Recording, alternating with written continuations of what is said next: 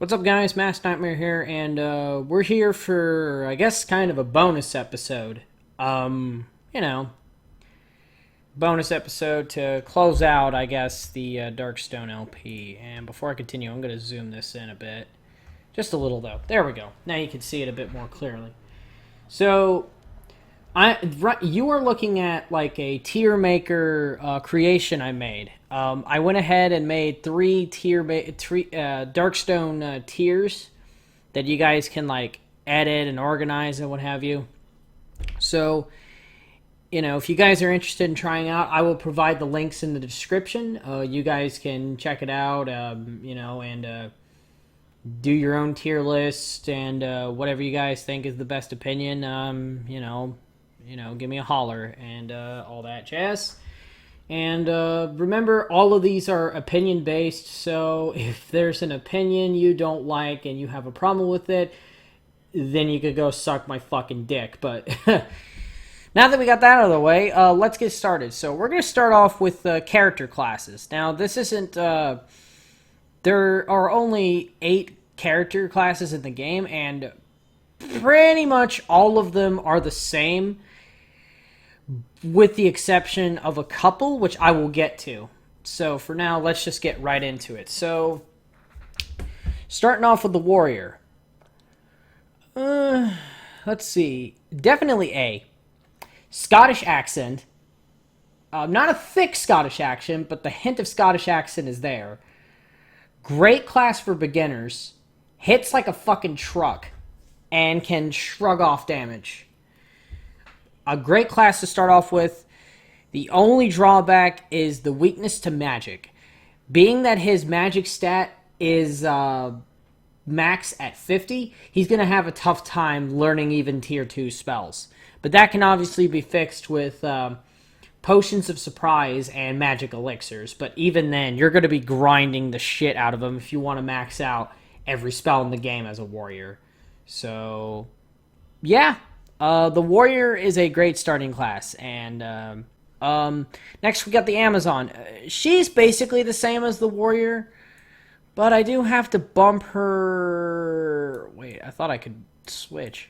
Oh, there we go. Yeah, I might have to bump her slightly above the warrior because of those legs. I mean, I know it's kind of biased, but... And it makes me sound like a filthy bastard, but them legs, man. Next, we got the wizard. I hate to admit this, but okay. Thing about the wizard. I love his voice. I love that he sounds like a young Christopher Lee. And you can have a good wizard. It's just very hard to do. But unfortunately... because of a lot of difficulties at the beginning and a lot of difficulties at the end. And what I mean by that is difficulties at the start of novice and difficulties at the end, at the tail end of like your harder difficulties such as hero and legendary, especially when reflections becomes a problem. Unfortunately, the wizard is going to go in C tier. Now, don't get me wrong, the wizard can be a great class to use, like once you get him going. I mean, especially if you give him a bow. Like, if you give him a bow or, like, a throwing weapon, the wizard and the sorceress are competent with throwing weapons. They're not going to be, like, a machine gun with them, but thanks to Dex to being their secondary stat, they'll be able to use... They'll at least be able to use, like, the most powerful throwing axes. And that's a good starting point until you find yourself a really good scepter or staff or whatever and stick with it. Anyway, moving on with the sorceress. Now, the sorceress is a little different from the wizard, and I say this because unlike the wizard comes with detection, a free detection spell, which makes detection, the spell book, very obsolete and not worth using. However, the sorceress, that is replaced with a spell called lycanthropy, which is a good skill to use at the beginning, but then it just loses its usefulness as you progress. So, for that reason, she's going to go in B, but she's like a B-. Like, she still has the same issues as the wizard, but they're not, like, nearly as bad. Next, we got the Thief. S tier. Like, I'm not going to sugarcoat it. The Thief is honestly the best, one of the best classes in the game. Very fast projectiles. Yeah, very fast projectiles. Arguably can do more damage than the Warrior because of strength being secondary and dexterity being their primary stat. And the Thief can easily defeat Drock. With the assassin can easily defeat Drock with minimum effort. Just throw up reflections and huck axes at him, or shoot a bow on his face, and you're pretty much golden. Like, no contest. The assassin is really the best class in the game, and pretty much the same goes for the Thief. However, the Thief is a little better than the assassin. I mean, the assassin looks cool, but the Thief, I kind of have to give her bonus points for her voice. Like, she basically sounds like those girls that you call up if you want, like, free sex chats. Because I'm a filthy fucking animal. Next, we got the Monk. Okay. Now, this is a bit of a biased opinion, but I think the Monk is my favorite. The Monk / Priestess are my favorite classes in the game. The Monk is tanky.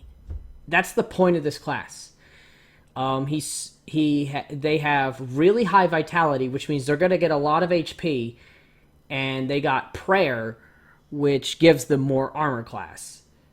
Now, in the PlayStation version, they have Concentration as one of their skills, which is very useful, and it actually, like, makes them even a bigger force to be reckoned with.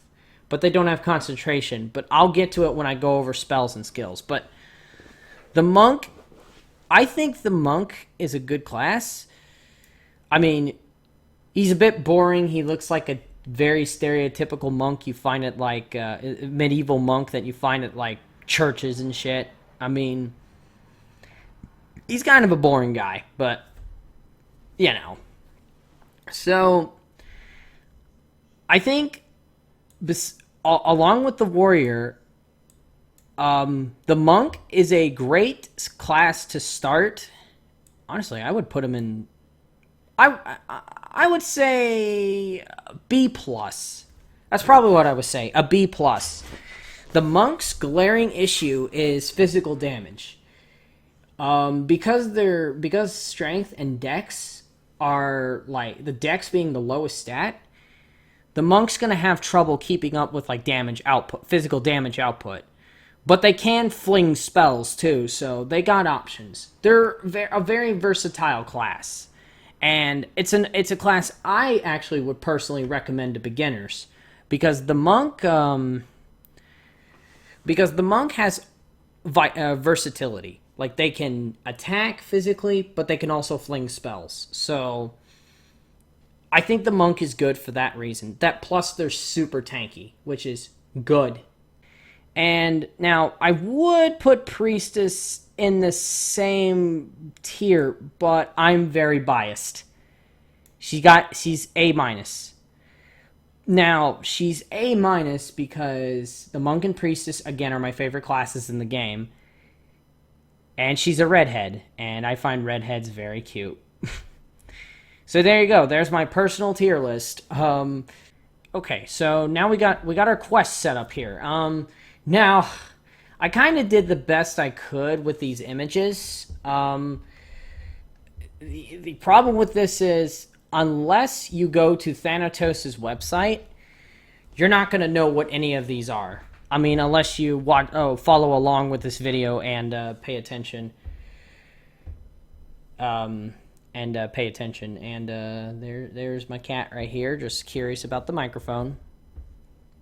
So, anyway, so if you're not sure where these came from, they are in order of when you get these crystals. So if you're not sure which is what, just look up, just go to Thanatos' like Darkstone portal, and just look up these quests individually, and just look for the items. and just look for the images I presented. I mean, the only ones that that are probably not going to be present are the 3 Gems of Hell quest and Horgon's Amulet, which I've had to improvise. But anyway, so let's get started. So first and foremost, we got the Suncross quest. Suncross quest. I'm trying. Okay, so basically, this is the quest where you have to talk to a guy named Dracus, and he tells you, hey, go get this cross from the Temple of Caliban. So you go all the way down to the bottom floor, and you find you go through the trials, and you get to pick one of the 3 swords, one of them being wooden. By the way, the bounty is still up for defeating Drock with the wooden sword. Good luck. Don't try legendary mode, otherwise you're never going to beat him. But anyway, so... But I do... But my problem with this quest is forced equipment. And usually forced equipment is something I frown upon, because I don't like the idea of having to temporarily take off my amazing amulet, one of my amazing amulets, just to wear one to open a goddamn door. So... While it is interesting that you go to Caliban's temple and steal a cross, which is very fitting for a thief or assassin character, I wouldn't necessarily say it's speedrun friendly. I would probably put it in... I would probably give it a B-. Horn of Plenty quest. This quest is very speedrun friendly. Like, you can rush through it, defeat the golems. Well, you don't even have to defeat the golems if you're a thief and or assassin. Just steal the fire orb and ice orbs, and then boom. Forced equipment, yeah, that's really my only problem. And the second you put on the cape, the wizard that is behind the walls will start attacking you immediately. I mean, as long as you get reflections up and running, you should be fine. But other than that, and the Horn of Plenty also gives you infinite food. So this is a good quest for beginners and a great quest for speedrunners. Although, again, forced equipment. But other than that, you know, it's whatever in comparison. I'd say an A+. Let's see. This is Mika the Witch with the Mirror of Lies and all that, and the Fountain of Youth. I like this quest. It's also a good speedrun quest, depending on how the dungeon is generated, because you do have to find a plain old mirror first on the, I think, either the 2nd or the 3rd floor. But I like this quest because it's kind of funny, and the ending of it's pretty good, because you end up giving an ugly old witch a Mirror of Lies, and it fools her.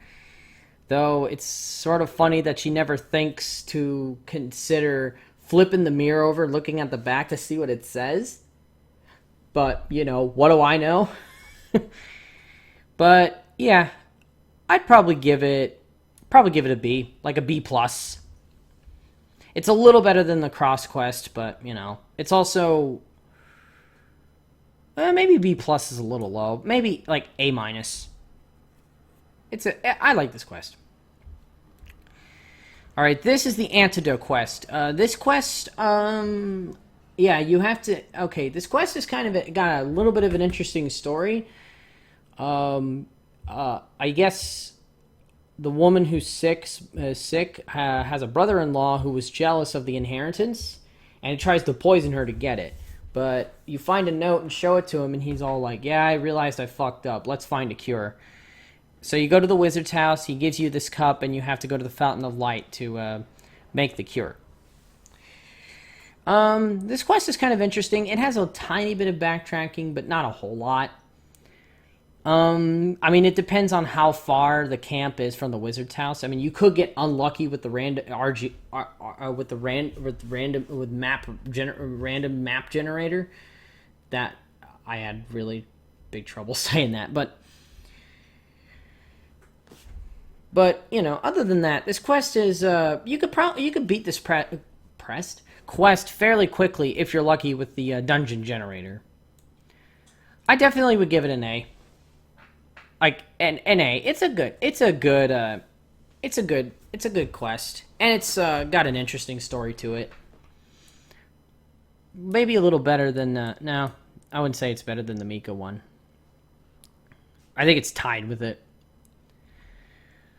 The Reeds quest. Now, this quest wants you to like gather the reeds to play a song to put the snakes to sleep. Now, that's recommended for beginners, but from difficulties expert and onward, you could skip that bullshit entirely and just go straight to the bottom floor and get the crystal, and also gain some extra XP for fighting snakes, especially if you're on novice.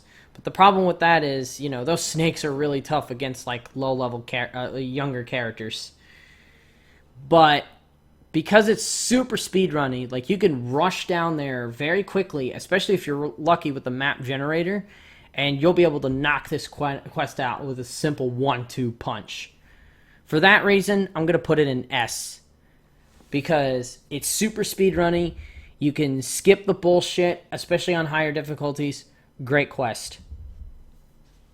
Great quest for speedrunning. But otherwise, the quest is not particularly exciting. Though it's fitting for like my Zelda created characters, because I always imagined like Link would like learn the Song of the Snakes via Ocarina, and he would play it, and then the snakes would fall asleep or something. This quest is with the unicorn. Now, this fairy is obviously required to open the final door, but there's a random door.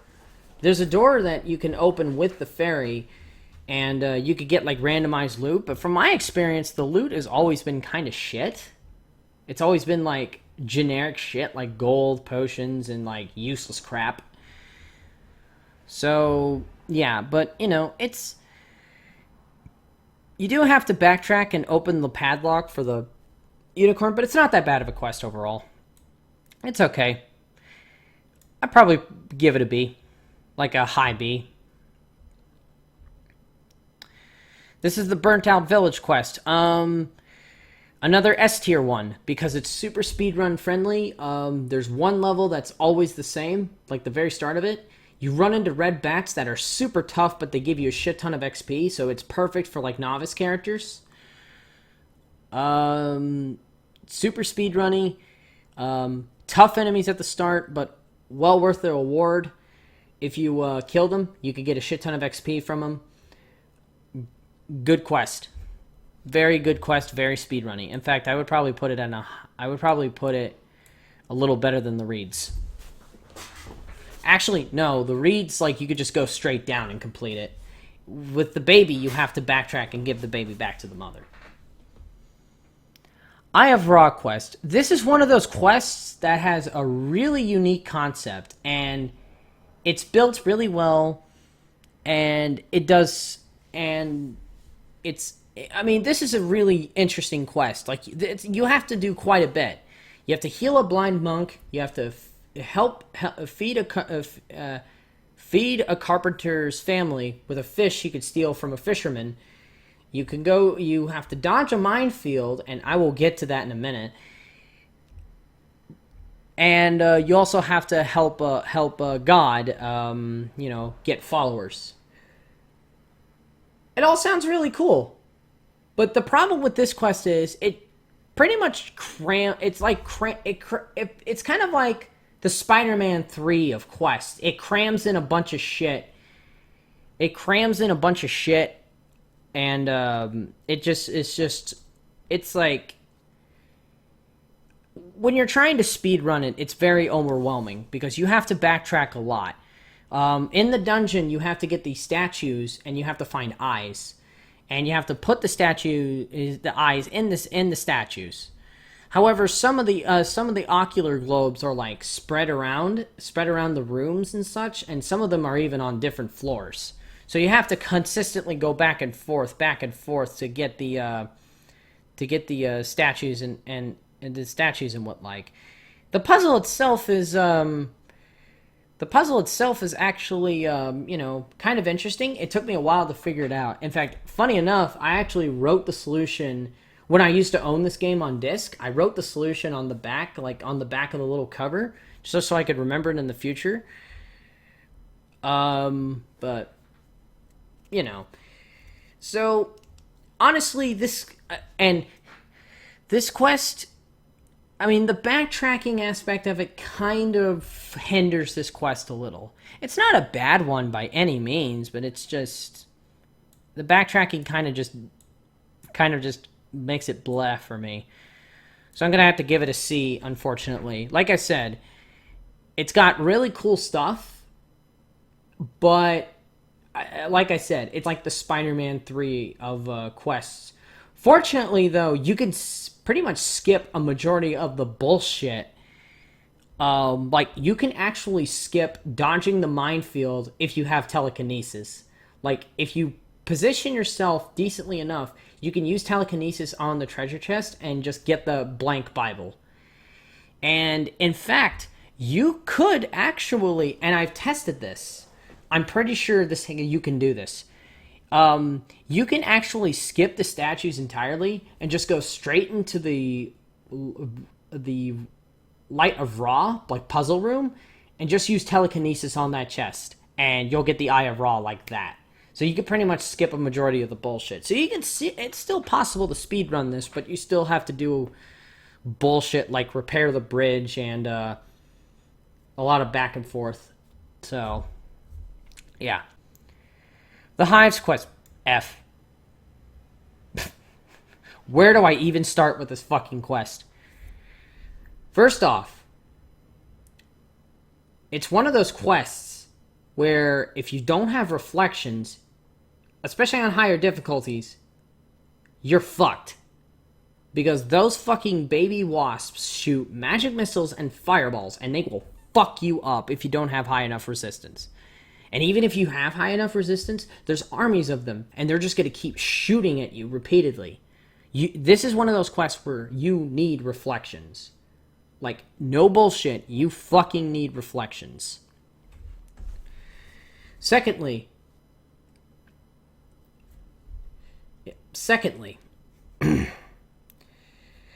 forced equipment, once again, you have to use the Sword of L1 to slay the Wasp Queen. And even after you slay the Wasp Queen, there's still like all these other babies and shit that you have to kill.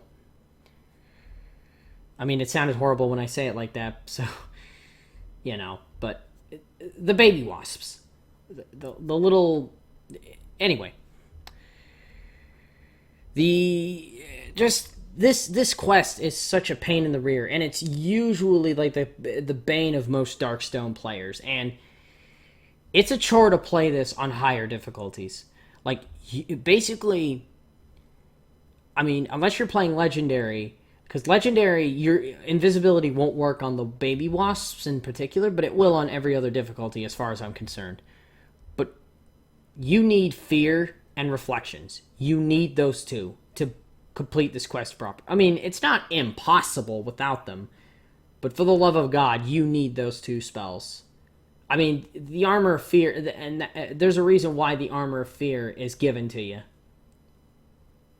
The Armor of Fear is there for like beginners because you're not gonna know Fear like during a level like a Crystal 3 quest, but for higher difficulties, for the love of God, get yourself Fear, get Fear and Reflections. And invisibility for good measure. Not that it's going to help you in Legendary, but invisibility is always a good option.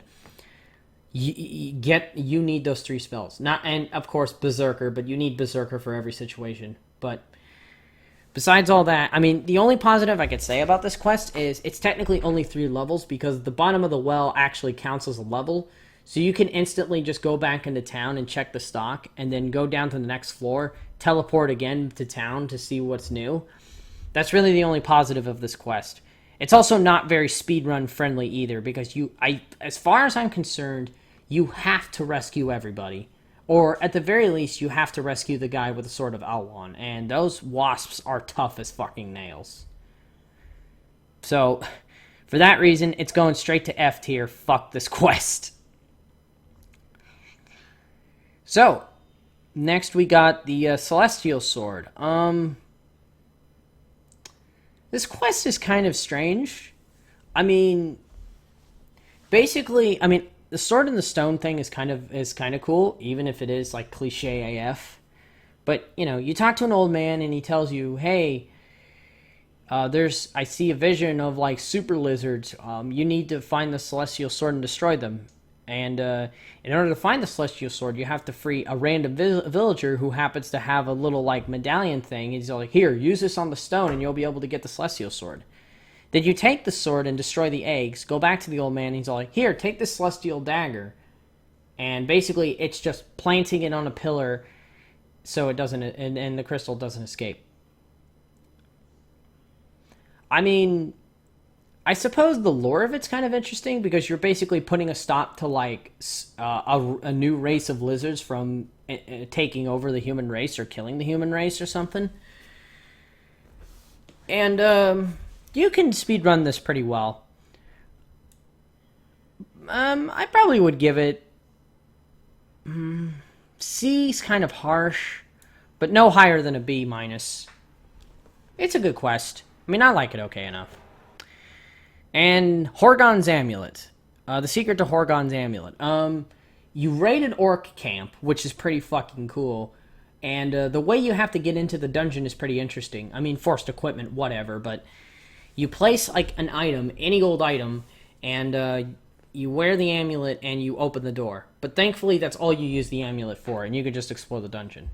Now, you're supposed to get, like, 2 swords from, like, super knights, and in order to get the crystal, which is, the knights are kind of tough, especially on harder difficulties, but they, as far as I'm concerned, they don't have reflections. But the problem is, the first one you encounter has a shit ton of skeleton archers, and the second one you encounter has a bunch of teleport pads, and he can step on them. Sometimes it's devastating to randomly jump into a teleporter, and then there he is, like, right next to you, ready to fuck you up. So, this quest is definitely not easy. But, and you do get a pretty decent single-handed sword by the end of it, if you're, like, a beginner, especially if it's, like, a warrior or a monk. But for higher difficulties, the sword is less than desirable. I probably would give it a B as well, like a mid-B. Well, actually, mid-B, mainly because you get to raid an orc camp, and that's always pretty cool. Next, we got the Poisonous Vats quest. Definite S tier, like, without a doubt. In fact, I would honestly say better than the Reed's quest. Perfect speedrunning, perfect for beginners. Perfect speedrunning because you could just waltz on down there. I mean, granted, you have to make sure that you have 3 antidote potions, but you can easily just go to Master Elm. It could be all like, hey, I'll buy 3 of those from you. And, in fact, you could probably start off with 3 antidote potions and you're good to go. But you could just rush down there, and you could just rush down there, get your shit done. But it's also good for beginners, too. Because if you do, like, the optional portions, which is rescue the guy's wife, you can get a really good two-handed sword and really good armor if you're, like, a beginner character. Like, these two-handed swords pretty fucking powerful, and the armor is pretty damn good. And it's going to be better than a lot of the stuff you're going to... it's better than... And it's going to be better than some of the stuff you're going to get. I mean, at least until you hit expert, like, late game on expert, and then after that. Well, even then, you might actually get better armor in, like, okay, let me put it this way. The armor you get is going to hold you over until, like, very late novice playthrough. But, and, there are the other weapons, too, you could get after defeating Arkak, which is, like, the poison-type weapons. But the problem with the poison-type weapons is those kind of suck. Because, if you find an enemy that has resistant to poison, it's only going to do the base damage it originally was. So, and apparently it's supposed to poison enemies, but as far as I'm concerned, I've never really seen it do that. But other than that, though, this quest is easily one of the best for speedrunning, and it's the best for beginners. Anyway, speaking of best quests for beginners, the Fountains of Immortality, definitely S tier. Like, in fact, I would honestly say this quest is S plus, because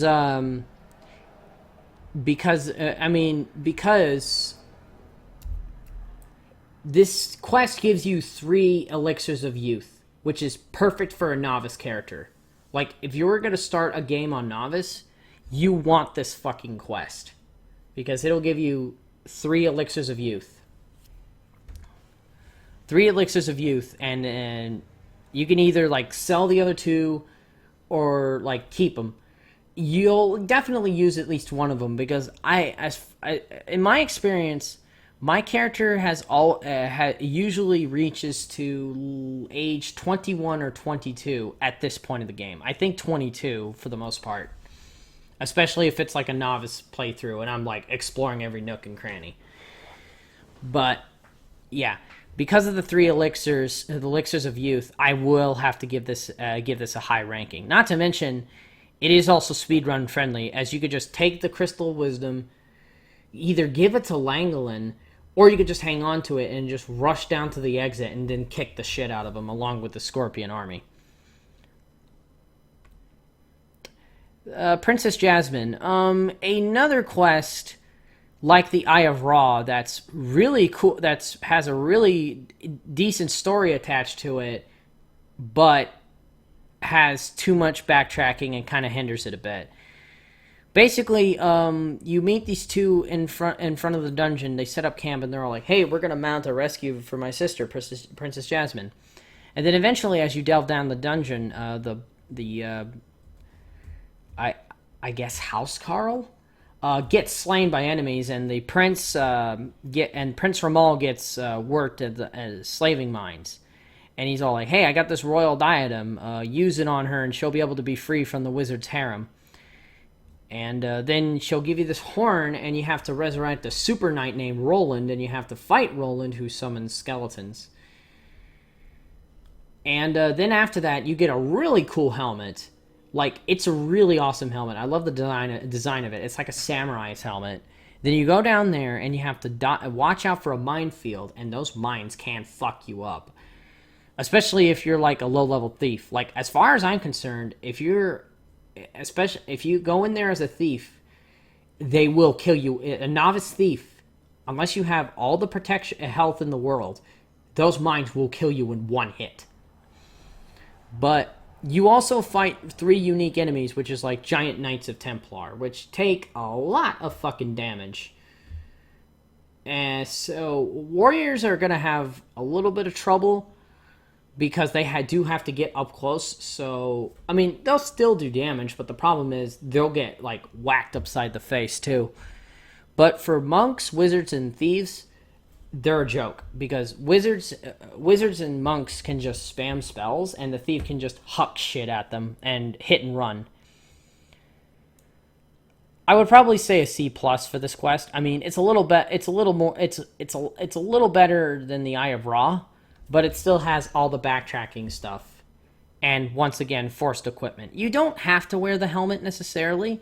If you memorize where the mines are, you could probably beat this quest by skipping all that. But you would have to memorize where the mines are. I mean, I suppose you could probably survive the mines with enough, like, HP. But now we got the Kolos. You meet a specter named Kolos who tells you, thinks, "Hey, I'm going to help you get this crystal," but it turns out like he works for Drak. Oh no, what a shock. But this quest has more than that. You can get 2 magic elixirs. I mean, if you decide to trade with the wizard on the first floor, you only get 1. But the thing about the wizard is, or I guess he's more of a druid, really. You can tell him to fuck right off, and he'll just attack you, and you can kill him for the key item to bring Kolos back from the grave temporarily. But in that room where the druid is, you can get up to, I think there's like 6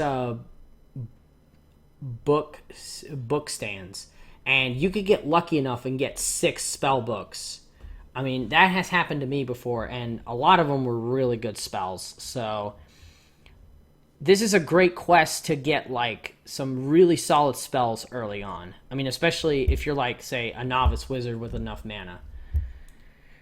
I probably would put it at a high A. I mean, the Gorgons are nightmarish. I mean, invisibility doesn't work on them, but they're nightmarish. Oh, and there's actually a room where you can get an elixir of youth and 2 elixirs of strength. I forgot to mention that, but you do have to slay 2 giant spiders. The giant spiders can be a pain in the ass, though, because they are really dodgy with their attacks. All right, next, this one I believe is supposed to be like the Trials of the Damned. Now, I used a dead guy here because, you know, I am already using the Sun Cross here. I mean, I guess I could have done Dracus, but oh well. So this is the Damned. Now you have to basically go down to I guess a crypt or a tomb of the goddess Caliba's damned souls, which is kind of a cool concept. And you have to go through spike pit rooms, and you have to get these 3 crosses. And then you go to the final floor, and then you give the crosses to a damned specter, and you slay him, and you get your cross. Now, interestingly, there is a village full of like dead villagers, and you could steal 2 shitty swords but 1 elixir of vitality. Now, I'm not sure if that's there for like lore purposes, or if you have to like loot dead bodies in order to get in. But I don't know that for sure. I never really tested it, but I've always just gone to the village and looted their bodies because, you know, that free elixir of vitality. Did I actually say elixir of youth? I meant to say elixir of vitality, but you get it. I probably would put this in a B. Like, yeah, just B. Like, I like this quest. I mean, granted, recently I've done it way too much. Like, this quest kept coming up for me, but I like this quest well enough. The concept is cool. 3 Gems of Hell.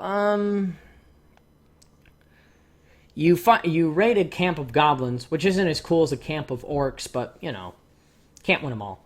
To get a dude's axe back, and he's all like, hey, I got this, I think it's a shield that he gives you, and he tells you about the Battle of the Moons, which I think there's more information on it on the Darkstone Thanatos portal, which you could read up on, which I would like to one day.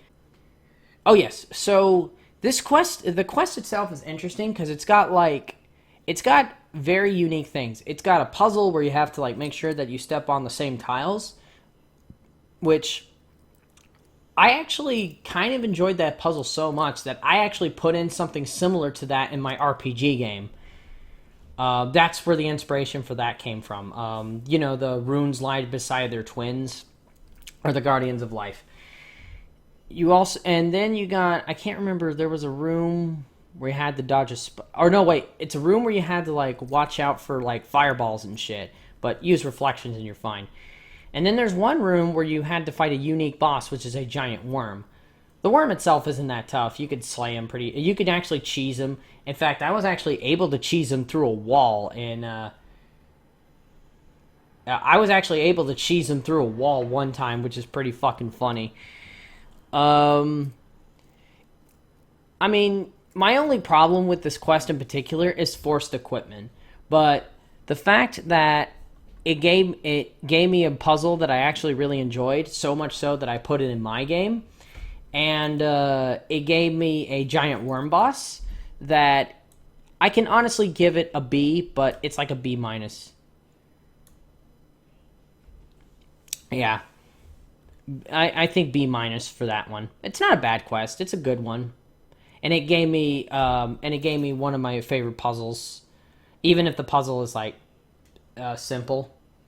And interestingly, if you like rush through the room and survive the explosions, it won't give you the gem. So you have to do the puzzle. The Pyramid of Light. This is my second least favorite quest. And there's many reasons for it. Okay, so it has a lot of the backtracking stuff like it did in the Eye of Ra quest, but in a worse way.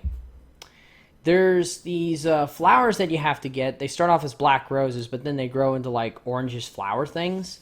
And you have to take each of these flowers and put them in those three circles outside of the entrance. And then you have to go all over the land and search for these circles and get their respected flowers. So then you put the three flowers, which opens the pyramid, and you get your crystal. That doesn't sound bad at first, but you know, you have to go through these rooms with really, really boss-like captain skeletons that shoot magic missiles that are really tough to kill. And you have to, like, painstakingly figure out which teleporter will take you into the small room with the black rose in question.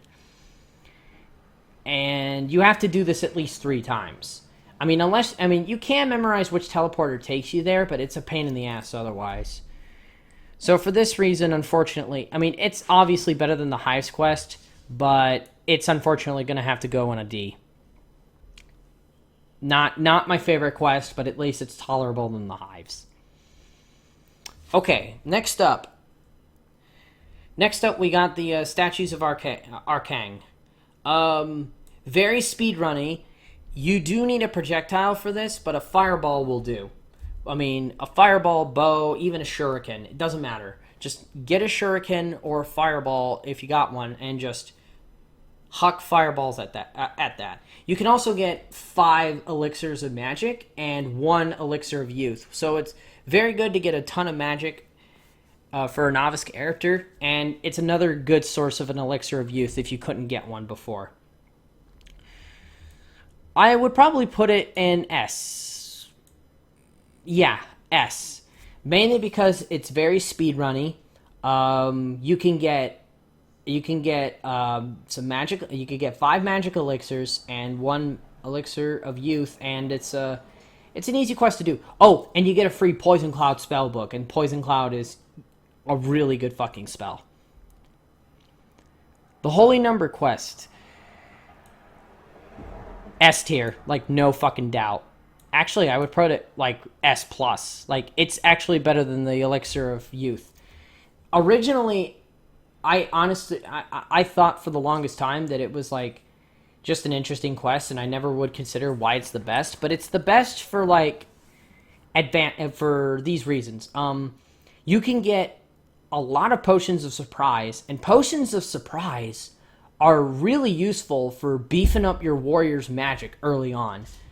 If you do the trick that I've taught you in the final video I've made in my legendary playthrough, in my legendary low level playthrough, you could get, I think, up to 7 or 8 potions of surprise. I think. I mean, I'm not 100%, but you could get a shit ton of potions of surprise, and you could transfer them over to like characters in the characters. Sorry, I'm using a laser pointer for my cat. It's also a good speedrun quest because a lot of the rooms that you go to in a lot of the rooms that you go to that will have a fake crystal.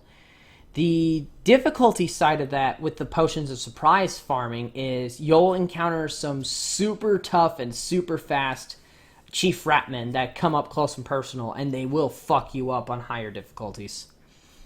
But great for farming potions of surprise. And for that reason, it's definitely S+.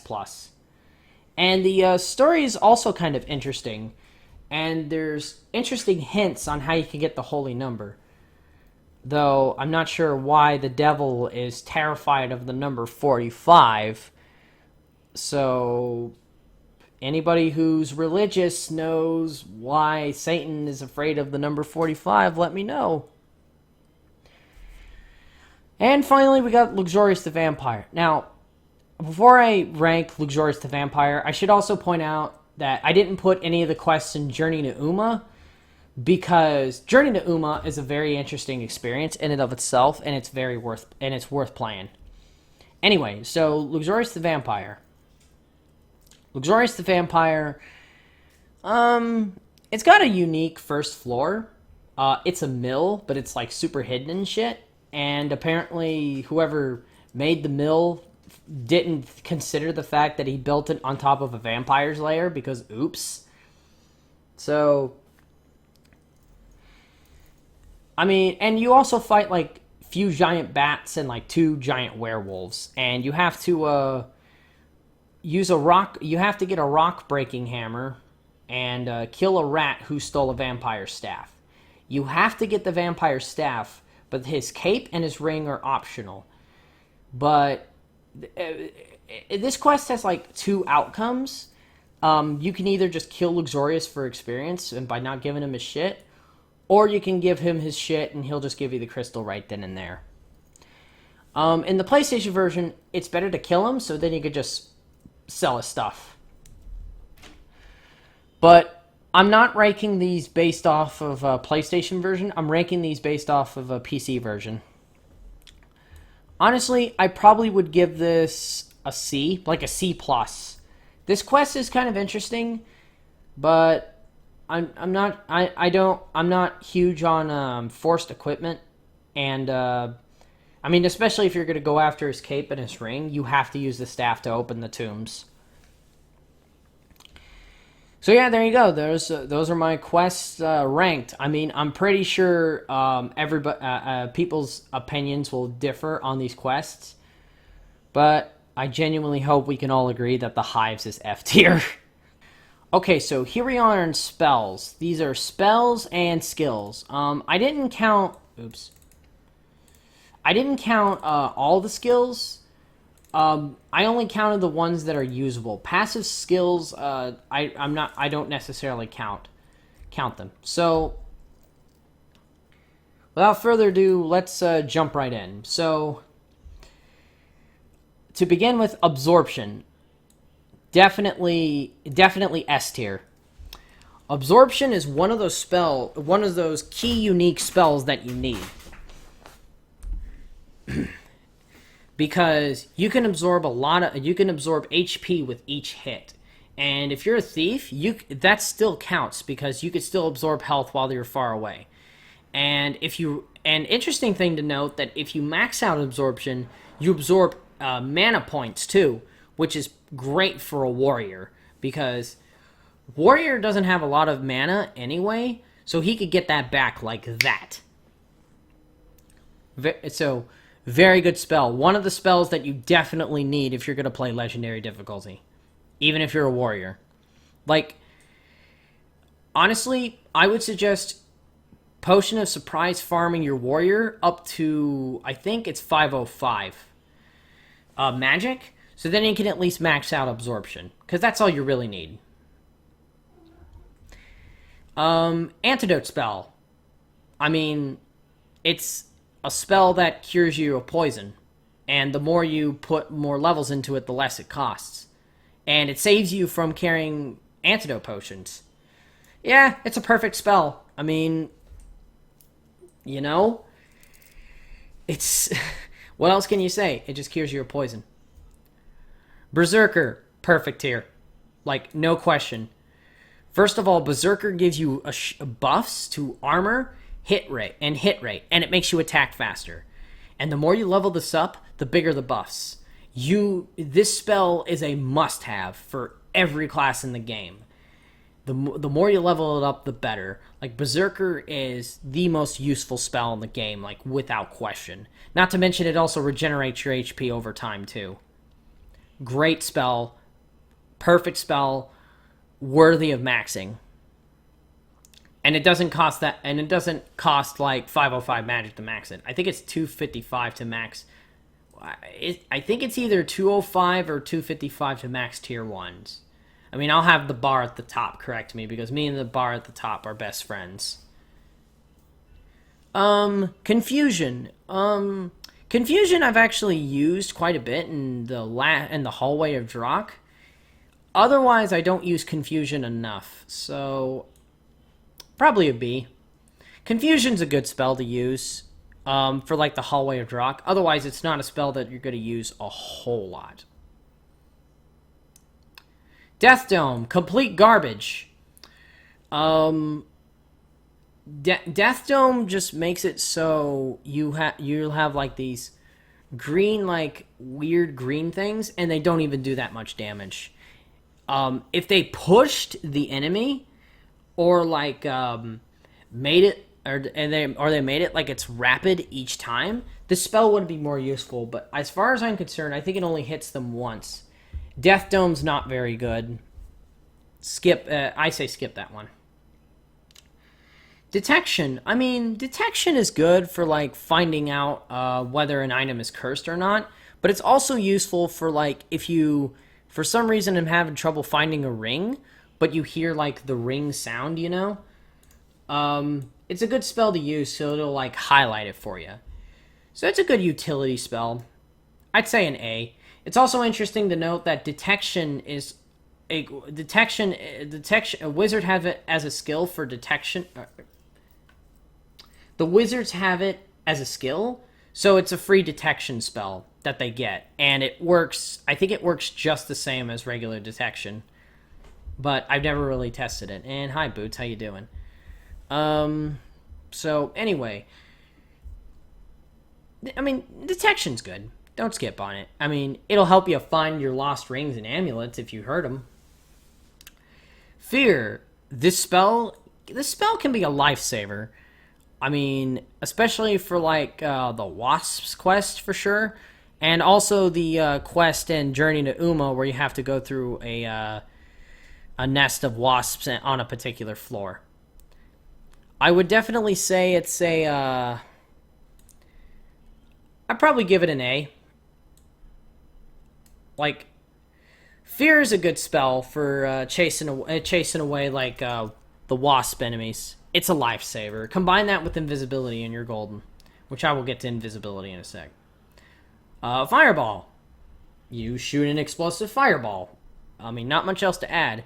I don't use this very much, to be honest, because in my experience, most enemies are resistant to. Well, not most enemies, but I mean, Fireball's good, and as far as I can tell, if you use Fireball on an enemy, they will catch fire, and I think they take damage. I mean, I can't 100% confirm that that's what Fireball does, but Fireball's handy sometimes. But it's not a spell that I'm going to utilize that often, even as a wizard, so it's probably going to go as a C. It's not a bad spell. It's usable, but it's not something I go out of my way to use. Flamethrower. It's like Fireball, only it doesn't burst enemies into flames, and it penetrates enemies. So it's a little better than Fireball in that regard. Probably B-. But, well, I don't know. B-, C+. I mean, B-, because it's a good alternative. It's, I mean, you know, I don't use it that much, but sometimes I will if I'm, like, encountering a group of enemies. I'm not 100% sure, but I want to say this gets bigger with each level, but I can't necessarily confirm that, and I've also never really tested it, so don't quote me on that. Next, we got the food spell. I mean, the more you level it up, the less it costs, and it fills up your food meter, and it makes it so you never have to sleep in a rest or sleep in an inn again, or have to carry food. I mean, it's a good spell to have. Don't skip on it. Forgetfulness. Now, Forgetfulness is one of those spells where you're not going to use it much at the beginning, but when you start to play like hero difficulty and legendary, you're going to be using this a lot more. Because Forgetfulness makes it so enemies won't use their projectiles, but they'll come at you. This also works for bow enemies for whatever reason, except the Gorgons. However, it also does disable reflections, but not on all enemies. It disables, I guess according to Ragnamune, and I'm sure once again, he'll say his piece on it. It works on magic slinging enemies, but not bow shooting enemies. Definitely A tier, mainly because it'll help you on higher difficulties. Haste. Haste is a good spell, very good for speedrunning. Haste combined with invisibility is a very good combination. Don't skip on haste. S tier. The only downside to haste is if you use it with Berserker, they're going to lose the benefit of attacking really fast, which is a huge bummer, because I don't think it cancels out on the PlayStation version. Healing. Much like Berserker, a very handy spell to have for every class. Heals HP at the cost of mana, and the more you level it up, the more it heals you. Sure, it'll cost more in the end, but the payoff is big. And the nifty thing about healing is that if you set your mana bar to a certain level, like I always set the line to the very bottom, they'll use healing automatically when they're low enough on HP. However, don't count on it always, because even when you have it set to them to automatically use it when their HP is low enough, sometimes they'll go past that threshold and they'll just die like that, especially if you're in mobs. So don't rely on it too much, but automatic healing has been my lifesaver in all of my PC playthroughs. Okay, next we got... Hold on, get my mic closer. Next we got Invisibility, which is another great speedrunning tool. Definitely S tier. This is one of those spells that you'll want to level up as often as you can. Invisibility is a great speedrunning tool, and it's also great for thieves, because they can steal from enemies, and they can steal farm with little issues. Invisibility is good for that, especially if you combine it with increased duration. I'm almost positive you can be invisible with maximum. I mean, I'm not 100% sure how long you stay invisible for with increased duration, but I'm almost positive I'm almost certain that you'll be invisible for like 2 to 3 minutes. But I would have to test it a bit more and max out invisibility to find out. But invisibility is a great speedrunning tool and a great thief, and great for thieving in Legendary. Invocation's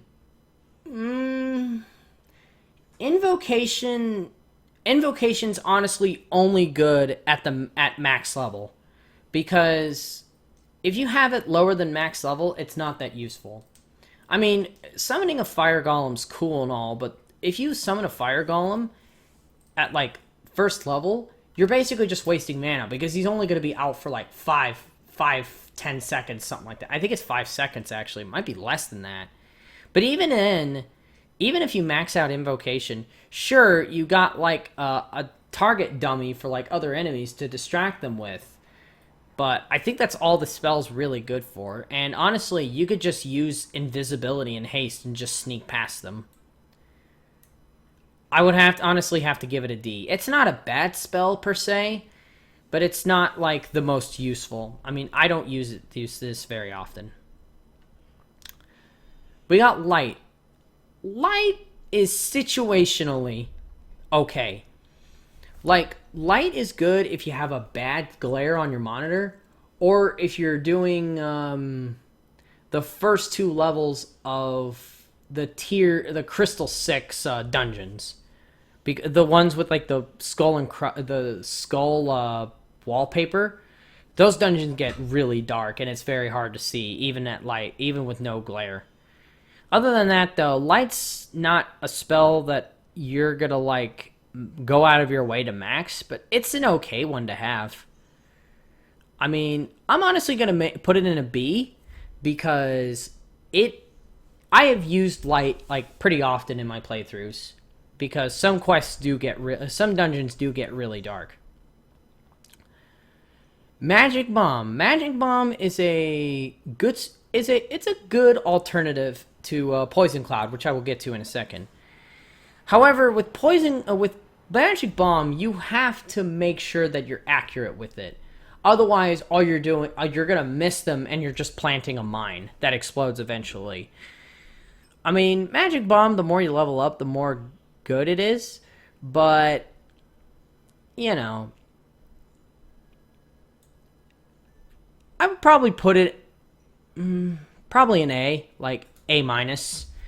Magic Bomb isn't bad. It's a good spell, but it's not. It kind of pales in comparison to Poison Cloud, which again I will get to in a second. Magic Door, a must. Like, you need at least one tier of Magic Door. If you don't get Magic Door in your playthrough, you might as well just reset, because Magic Door is like one of the most useful spells you could get, because basically it just teleports you back to town. Very useful spell to have.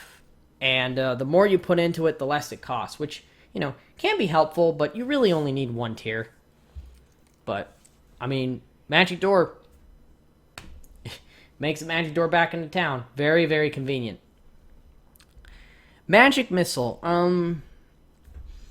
Magic Missile is the weakest of the spells. Magic Missile's kind of better on the PlayStation version, to be honest, because it shoots a projectile in the air rather than shooting it Reppuken style. It is pretty good when you max it out, because you shoot a shit ton of them, like surrounding you in a circle. So it's a little better than Fireball in that regard, but much like Fireball C, it's good at the beginning. Actually, I probably would put it in B, because if you're a wizard, you'll be relying on this a lot. Yeah, you'll be relying on this a lot at the start of the game, but once you get a bow, you're probably going to want to use this less. But Magic Missile is a good starting point for, like, any sort of, like, wizard.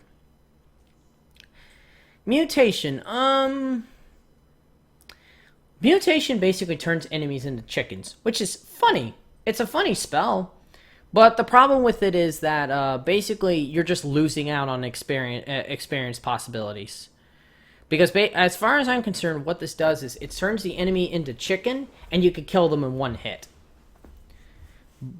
But, you know, like I said, you'd be missing out on, like, experience opportunities, and it doesn't always work on, and it doesn't work on all enemies. So it's not a spell that I'm necessarily going to go out of my way to use. So for that reason, it's unfortunately going to have to go on a D. It's a funny spell. It's a funny spell, but again, it's not one that I'm gonna, you know, rush out and use immediately.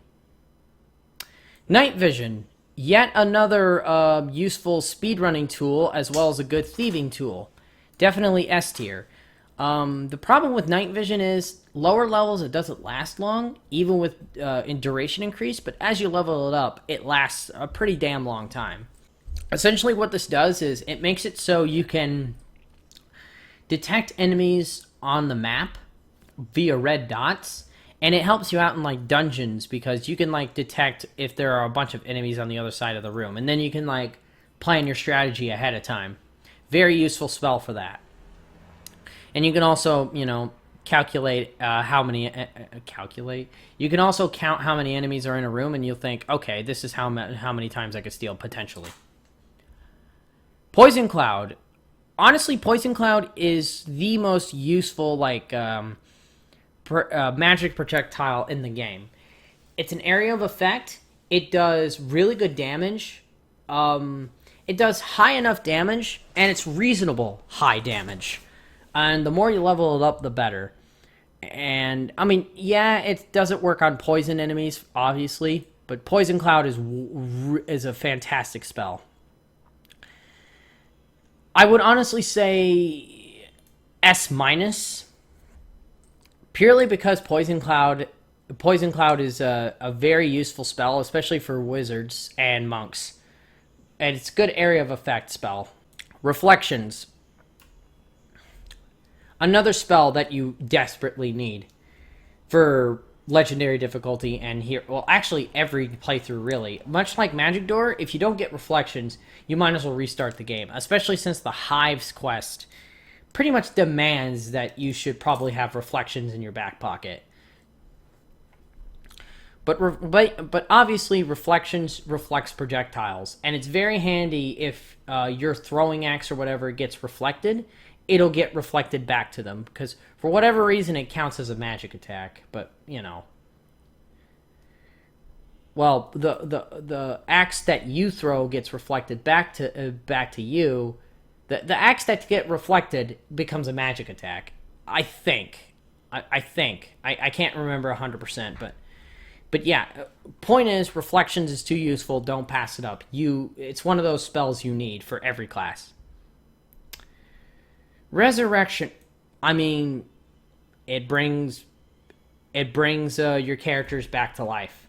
I mean, good for multiplayer and co-op, but otherwise, if you're just going to play single player the entire time, you're not going to need reflections. Or Resurrection. I can't believe did I say reflections this whole time? Resurrection. But yeah, anyway. Interesting to note that Resurrection is not in the PlayStation version, but Ray of Injury is. And Ray of Injury is actually a very useful spell. It has saved my life multiple times. Now, some of these coming up are skills, which I will get to last. But for now, we're just going to finish up spells. Slowness. Slowness is good. It slows down enemies. I mean, if there's like an enemy that's like super fast, it can be useful for that. But much like other spells, it's not one that I go out of my way using. So, probably a B. Probably a B. It's a good spell. Maybe C+. It's a good spell, but it's not one that I go out of my way using. But it's good for like slowing down enemies, like really fast enemies. But again, by the time when you use slowness, you're going to end up killing the enemy pretty quick anyway. And if you play smart, like I do, like wait at the door frame, you're probably not going to use this spell very often. Much like some of the other spells in this game. Spark. Spark, in my opinion, is probably the worst of the projectile bunch. It goes slow, and it's tier 2, but for tier 2, it gets outclassed by Magic Bomb easily. It's slow, and it only shoots one projectile at a time the more you level it up. So unfortunately, it's definitely going to be like a D. Spark's a little slower. It's basically a slower version of Magic Missile, a slower, stronger version of Magic Missile. The only difference is, Magic Missile, at the very least, you could level it up and shoot a shit ton. Spark, you only shoot one at a time. Alright, so next we got Stone. Pretty much the same reasons as Mutations, only less funny. I mean, I guess Stone can be useful for, like, freezing an enemy and walloping them, and they can't move a muscle. Thinking about it, that's actually not that bad. But again, if you play smart, you're not going to rely on this too much. So, probably a C. Storm. Storm is an interesting one. And I speak from experience because in my Darkstone Legendary playthrough on PlayStation 1, I used Valeria used a Storm Hammer, which basically pushes back enemies. Storm is fine at the beginning of the game, but it loses its value, like, later. I mean, the problem is, if you use Storm on a wizard, they're just going to teleport back to you like that. Unless you use Forgetfulness on them. I mean, Storm is good for, like, huge crowds, which is the whole point, but much like the other spells I've mentioned, if you play smart, you're not going to use this much often. However, because of its usefulness and the fact that enemies get damaged when they hit walls, it's probably a B-. Storm is a good spell for crowds. Telekinesis. S tier. Like, S tier. Actually, I would go as far as say perfect tier. Because Telekinesis is fucking broke as shit. And this is the funny thing about when someone corrected me on how useful telekinesis is. What the dude failed to mention is how fucking broken it is. Because you could basically skip portions of quests with it. Like Journey in Uma, you could pretty much skip. You could pretty much skip. You could pretty much skip unlocking the door to fight the giant spider if you have a throwing weapon. I mean, yeah, you still have to get Ramul's pass, but you can like kill the spider right away and get the first crystal with it. And you can also skip Bartholin's Island entirely. You can skip you could skip the statues of the Eye of Ra quest entirely. It's telekinesis is just ridiculous. End of story. Teleportation. Now, at first, I thought teleportation was one of those spells that's just like, oh, hey, it's good for when you get stuck. Like if somebody like traps you in a corner or something, like an NPC or something. But according to somebody, according to a comment I read, I can't remember who posted it, but apparently, teleportation, you can like go on the world map and you could right click on a spot and you'll teleport straight there. And I haven't tested this yet, but if that's true, then that's a huge game changer for speedrunning for sure. And if that's true, it's definitely going to go up on S tier with the tools needed for speedrunning and what have you. We got Thunder. Thunder is the highest damaging projectile spell in the game. However, it fluctuates. Like, it'll either do the highest damage in the game or okay damage, even at like higher tier levels. And the problem with Thunder is sometimes Thunder doesn't always work, at least in my experience. I mean, especially when the enemies have reflections. I mean, Thunder is a good area of effect spell, especially when you increase it. However, when it comes to reliability, I will have to give it points to Poison Cloud. So, I'll give it a B, but it's like a B minus.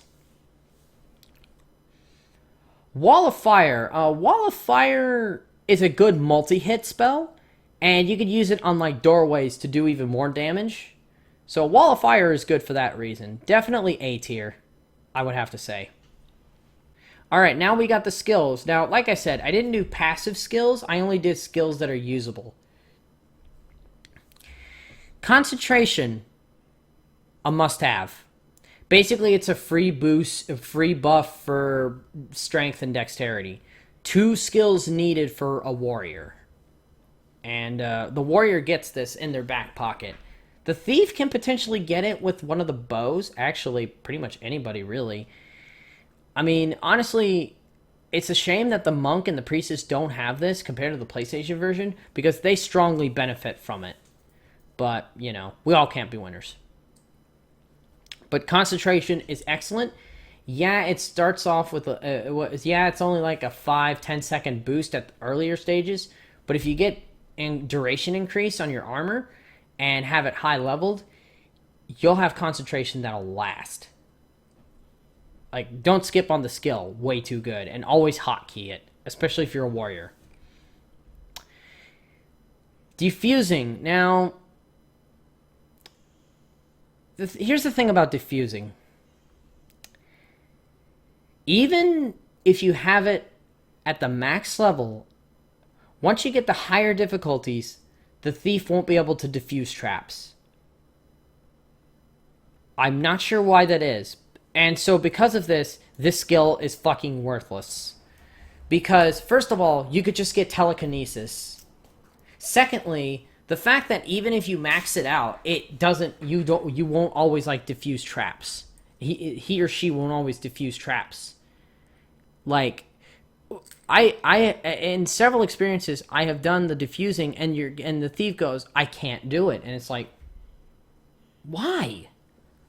You got diffusing and it's max leveled, But when I try it again, oh, they blow themselves up, and it's just, well, fuck that. I might as well just use telekinesis then.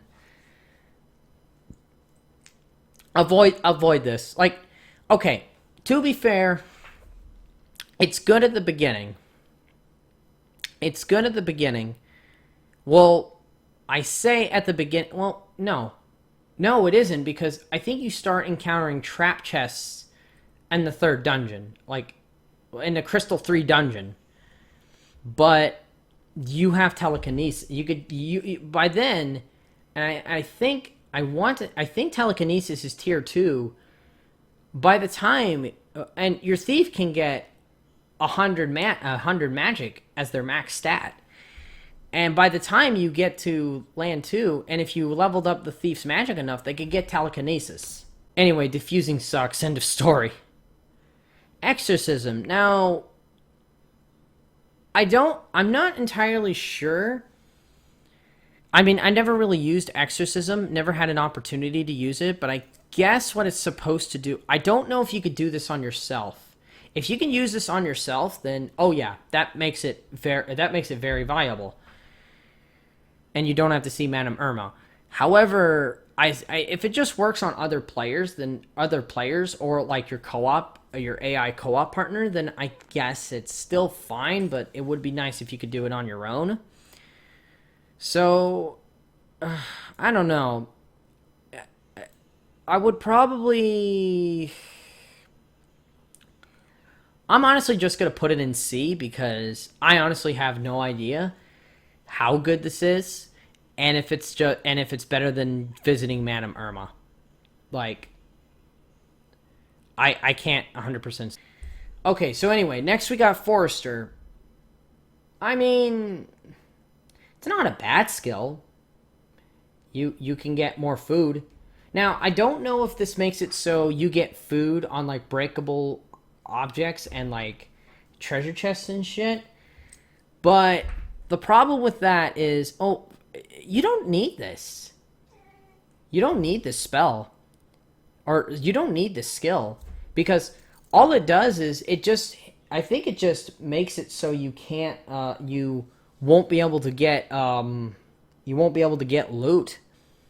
And it just gets replaced with food. Which, I mean, that can be solved by just going sleeping at an inn or using the food spell. I mean, not something I would go out of my way in using, honestly. Identification. Identifies items for free. I mean, what more can you say?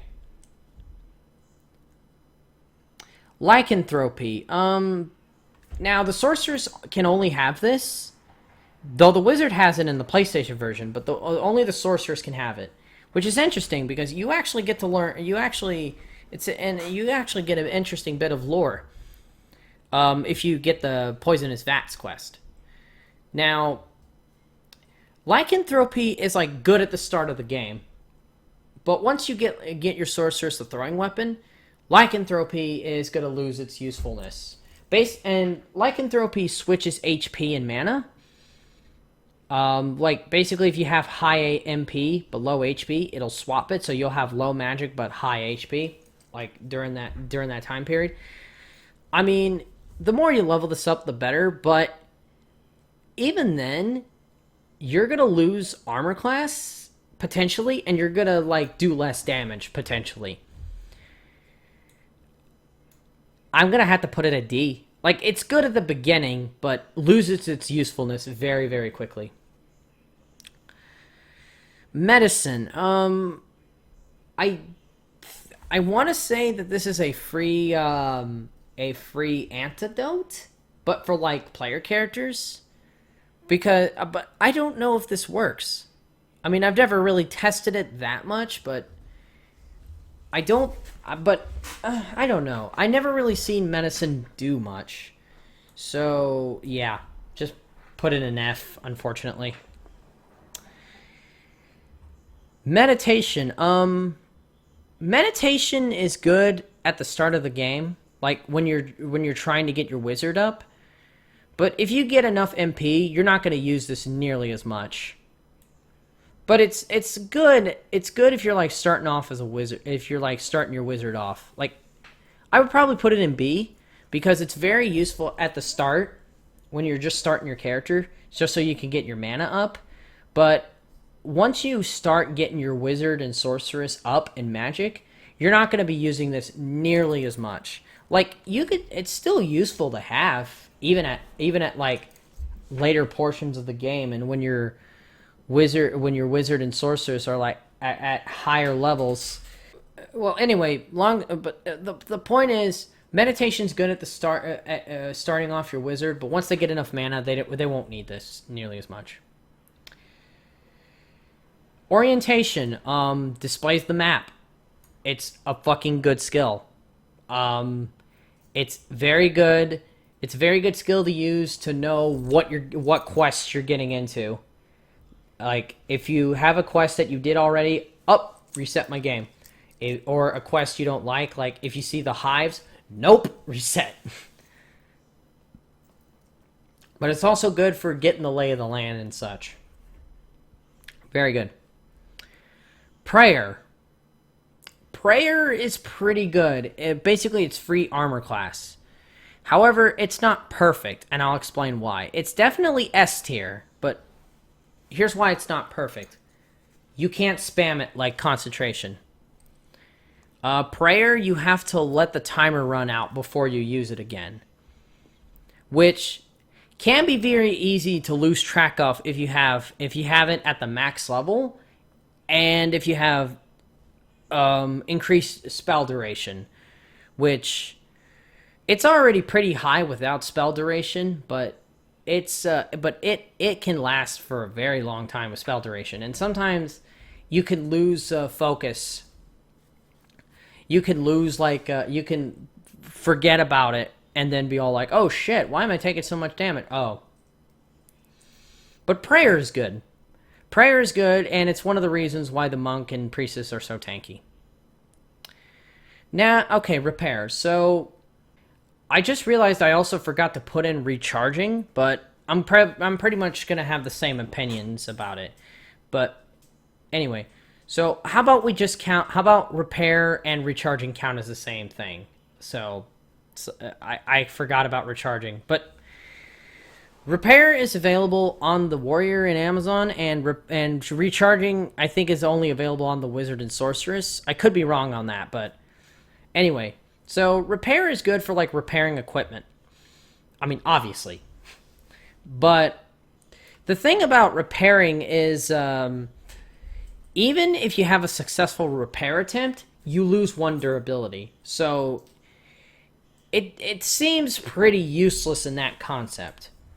But it can be handy. I mean, especially this goes hand in hand with trade. This can be handy for items that you get through dungeons that you don't plan on using. You could just repair it up to snuff, and you could just sell it off without having to spend any money on repairing.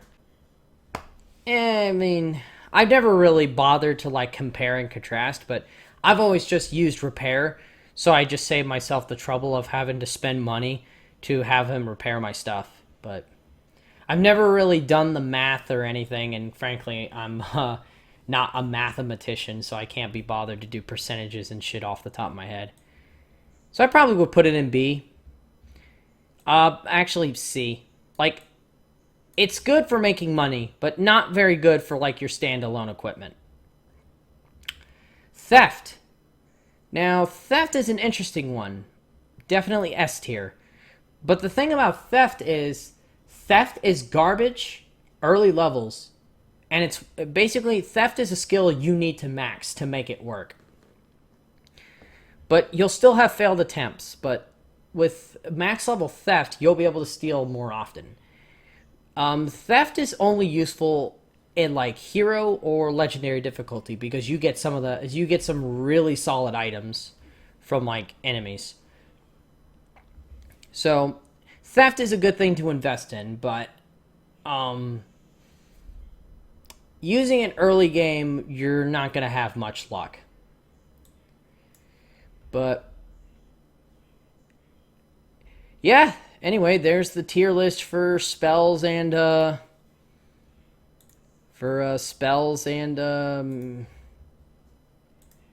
and skills. Yeah, there it is. So I think that's it, guys. I mean, this video, I know this video is kind of a long one, but you know, I basically wanted to go over, I wanted to go over like the spells and all the useful shit with a fine tooth comb, I guess. But anyway, that's gonna do it for this long video. Thank you guys for joining and watching. I hope you guys enjoyed the playthrough, the PC playthrough that I recently did. If you haven't watched it yet, I'll provide a playlist in the description. You can watch my live stream of it that I did a couple years ago, and you can also watch my recent Let's Play of Journey in Uma and Legendary Difficulty, Low Level, No Shield. But anyway, that's going to do it for this video. Take care, and I'll see you guys next time. Adios.